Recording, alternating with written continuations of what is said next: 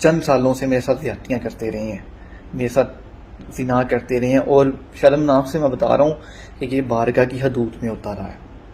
اس کی مزید تفصیل ہم آپ کو آگے جا کر سنائیں گے، خود اسی لڑکے کی زبانی کہ کون کون اس کے ساتھ زیادتی کرتا رہا اور کہاں کہاں کرتا رہا، کتنے عرصے تک کرتا رہا۔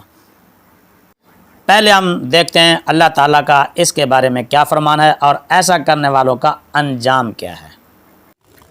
لواطت یا لونڈے بازی، یہ لعنتی فعل دنیا کے کونے کونے میں پھیل چکا ہے، بالخصوص نئی نسل اور بوڑھے بھی اس سے باز تک نہیں آ رہے۔ اس برائی میں مبتلا ہو کر چھوٹا بڑا جوان بوڑھا اپنی دنیا اور آخرت برباد کرنے کے ساتھ ساتھ اپنی جوانی کی بہاریں بھی برباد کر رہے ہیں، جس کے نتیجے میں وہ اپنی بیویوں کے حقوق ادا کرنے سے قاصر ہیں، جس کی وجہ سے روز بروز جھگڑے، طلاقیں اور کئی فسادات جنم لے رہے ہیں۔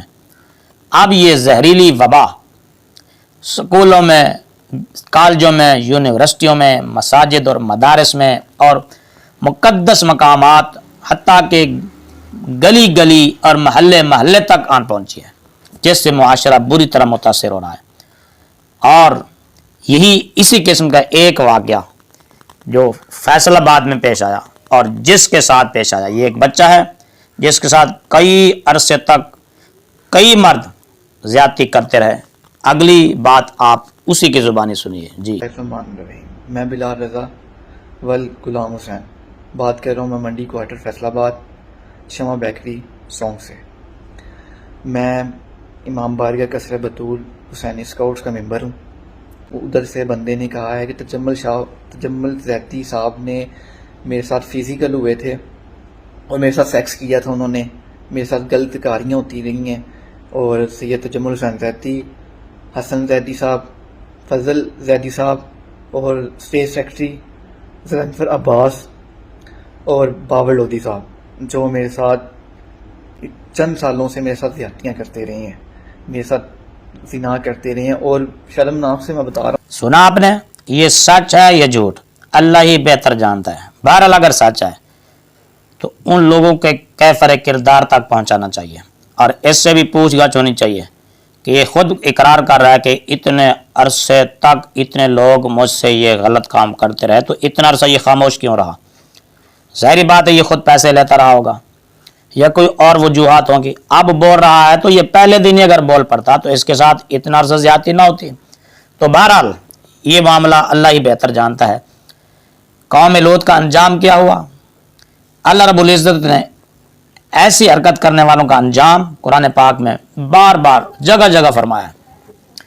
جب قوم لوط لونڈے بازی سے باز نہ آئی، اللہ تعالی نے اسے ایسی سزا دی جو آج تک روئے زمین پر کسی قوم کو وہ سزا نہیں ملی۔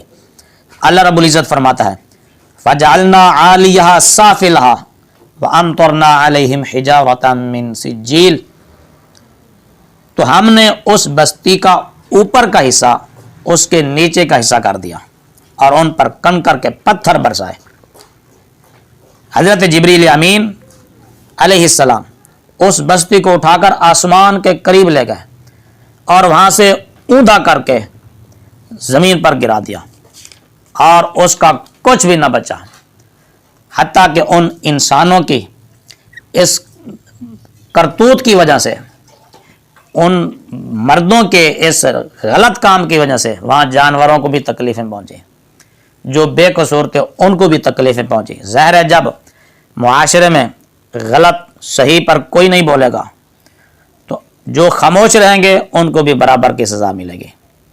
حضرت موسیٰ علیہ السلام کی قوم بنی اسرائیل کو جب اللہ رب العزت نے ہفتے کے دن مچھلیوں کا شکار کرنے سے منع کیا تو کچھ نے کیا، کچھ نے نہ کیا اور کچھ نے روکا۔ کچھ جو ہے وہ غیر جانبدار رہے، نہ انہوں نے کیا نہ روکا، تو اللہ تعالیٰ نے دو گروہوں کو، کرنے والوں کو بھی سزا دی اور جنہوں نے نہیں روکا خاموش رہے ان کو بھی اللہ رب العزت نے سزا دی۔ تو لہذا یہ گھنونا فعل ہے، جو بھی ہے ان ملزمین کی چھان بین کر کے جو بھی ہے حکومت اپنا ذمہ داری نبھائے اور فرض نبھائے، اور جو بھی ذمہ دار ہیں ان کو کیفر کردار تک پہنچائے۔